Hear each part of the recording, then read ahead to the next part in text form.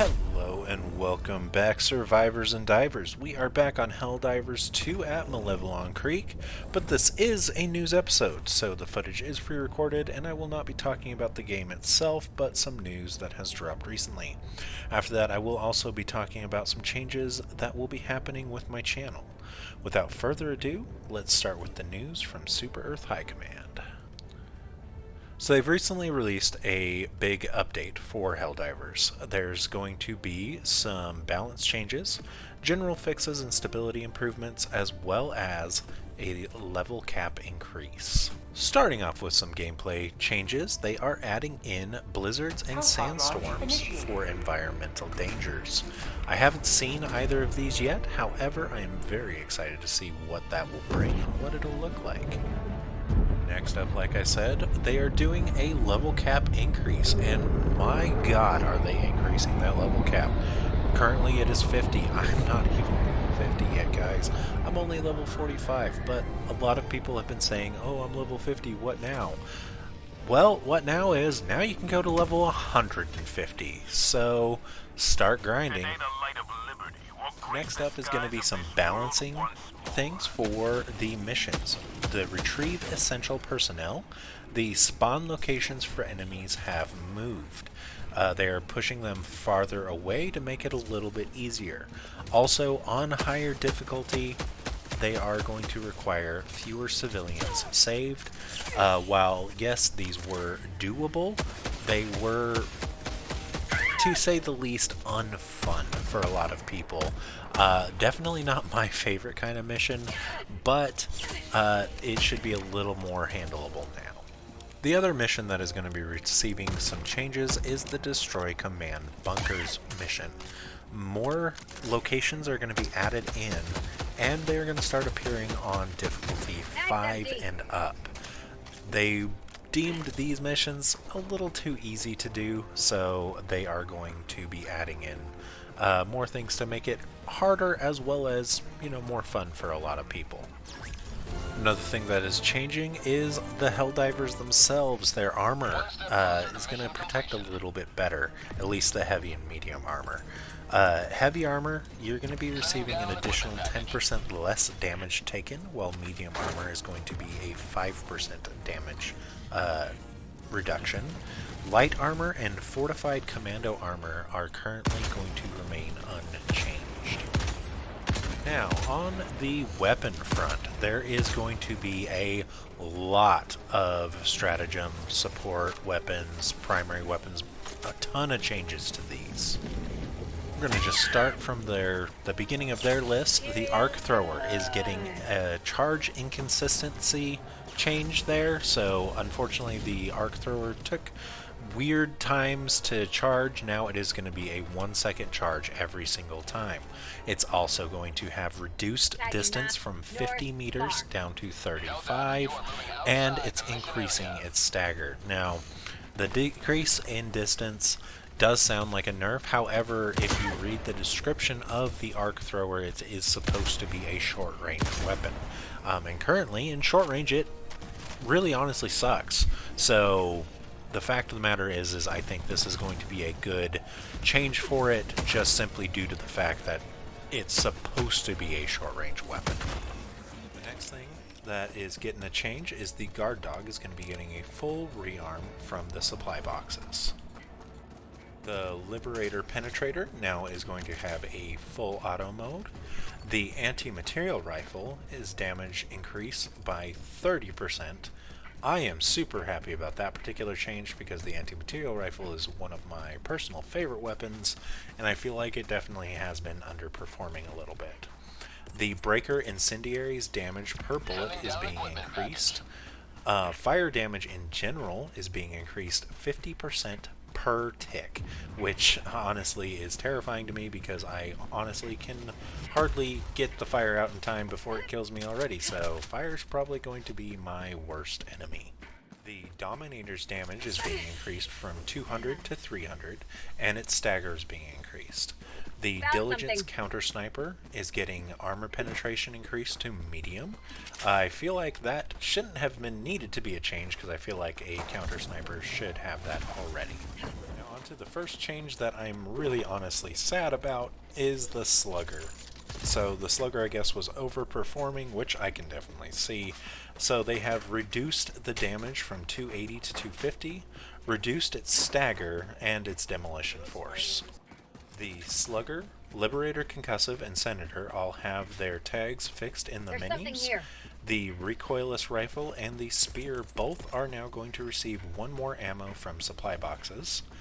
And I guess the Heavy Machine Gun, it was overperforming a little bit, and so the highest rate of fire is being decreased to 950. The final stratagem change is the Exosuit. Now only is going to armor penetrate on direct hits instead of its explosive damage. I feel like that makes sense, and it probably was a bug that it wasn't doing that anyways.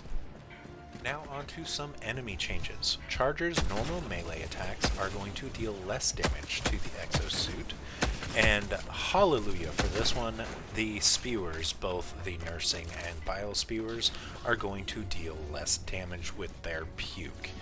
Bile Titans no longer can be stunned, and Shriekers no longer can cause bug breaches, and they do less damage hitting you when you have killed them, and they do the little dive bomb thing. On to some bug fixes. So the PS5 had a bug where your loadout would reset back to the base weapons every time you logged out. They have fixed that, and I have confirmed it. I did not change my loadout when I started this match. That was pretty nice. I honestly hated that because I always forgot to change up my loadout.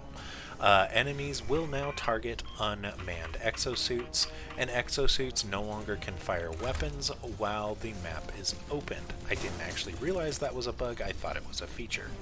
They did fix the explosive damage happening multiple times, so explosive damage should be a little less deadly and more predictable.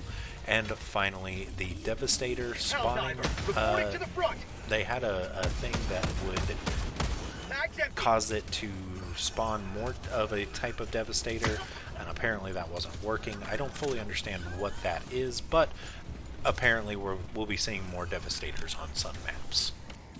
Their Hellpod steering issues have somewhat been fixed. Apparently they had it so that when it was around large structures and stuff, it would auto-steer away from those, which was kind of annoying for me because I like to land on those. However, apparently that would make it so sometimes you would not be able to actually move and such. Another thing that has been fixed is the ballistic shield. It has increased collision mesh and now has a change in the poses so that it will cover the Helldiver more. And there was a bug where the Helldiver would be more vulnerable if in first-person mode. That has been fixed as well. Apparently there was also a bug in the tutorial. I never saw it. However, that bug has been fixed as well. On to some other gaming news. Ark Survival Ascended has finally had Scorched Earth drop. For those who don't know, Scorched Earth was supposed to drop with Survival Ascended back in October when Survival Ascended was released. However, they did push it back to December. Well, then they pushed it back again, and again, and again. And finally, here on the, well, it happened on the 1st of April, but here we are on the 2nd of April, finally able to play my favorite map, Scorched Earth. They do have a paid DLC that goes along with Scorched Earth. It is $30, which is pretty expensive. I was honestly expecting it to be around $5 or $10, but that $30 price tag has definitely got me second guessing whether or not I want to purchase it. That being said, Scorched Earth itself, the map, is free with the purchase of Ark Survival Ascended. It is just a map pack that will have extra things like costumes you can wear, extra furniture, a couple new mini games, and my favorite thing is the carts, and there's a really cool dinosaur that you can tame and interact with if you have this paid DLC. However, it is not required to play on Scorched Earth. And that is going to bring us to our final talking point of today, which is the future of the channel. I know a lot of my past videos recently have been talking about the future of the channel, and I've been trying to figure out where I want to take things. With me starting to record on the PlayStation, recording honestly has become a breeze for me, and I have so much content that is ready to be released, as well as different games and stuff like that. Currently I'm working on the Valheim series with Rave. I'm now working on my Ark Survival Ascended series. I'm working on my Helldivers stuff. My fiance and I are doing Stardew Valley together. I've got stuff like Path of Titans and assorted other games. And just recently I have done a recording of me and some friends playing Magic. That being said, I am going to be implementing a new schedule. Valheim is still going to be releasing on Tuesdays and Thursdays. Those are the days that Rave and I have decided on, so I'm going to be sticking with that. However, I am going to be doing Ark videos on Monday. I'm going to be doing Helldivers videos on Wednesday. Stardew Valley videos are going to be on Friday. I'll be doing random games like Path of Titans on Saturday, and then once a month I am going to be trying to have a game of Magic streamed with me and 3 other friends, or if I get people who want to play, you know, definitely let me know and I will, you know, see what we can do to include you in the games. We're using Tabletop Simulator, and it's a really cool mod on there that allows us to play Commander all together as a group. So yeah, I'm really excited for what the future of the channel has to offer. Like I said, I've got tons of content that I am going to be releasing.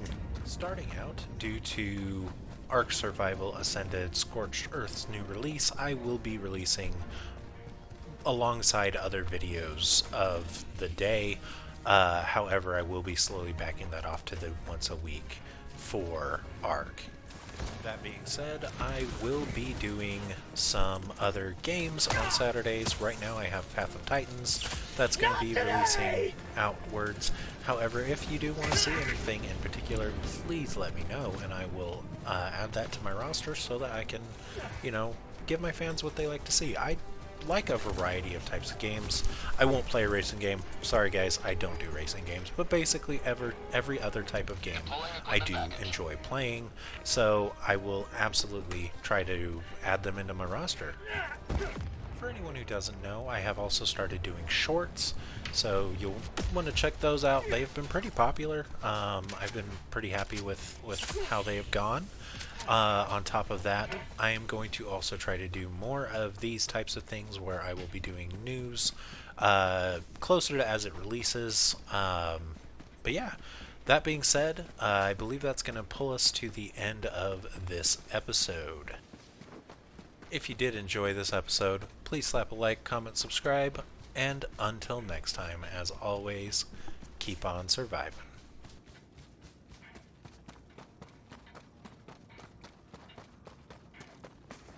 Proceed to extraction when ready.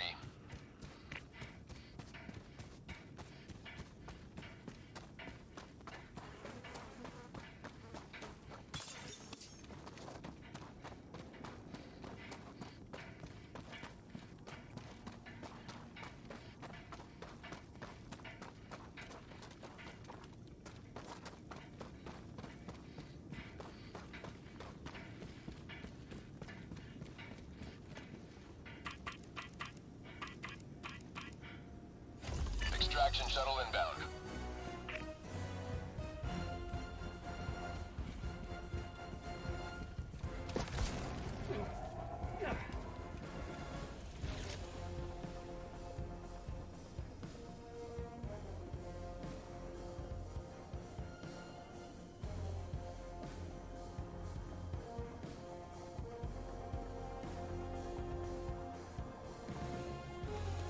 ETA, T-minus 1 minute and 30 seconds.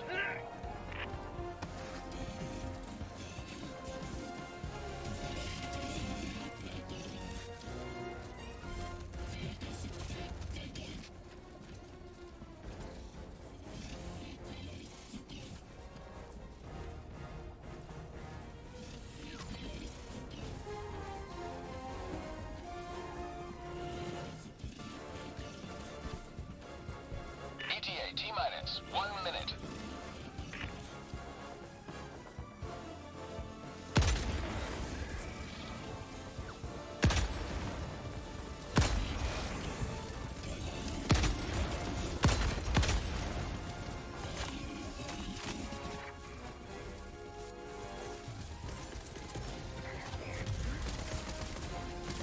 Attack underway. ETA T-minus 30 seconds.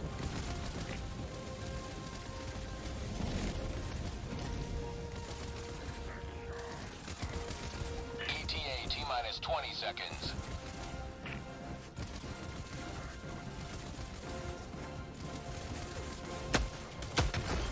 ETA T-minus 10 seconds. Clear landing zone.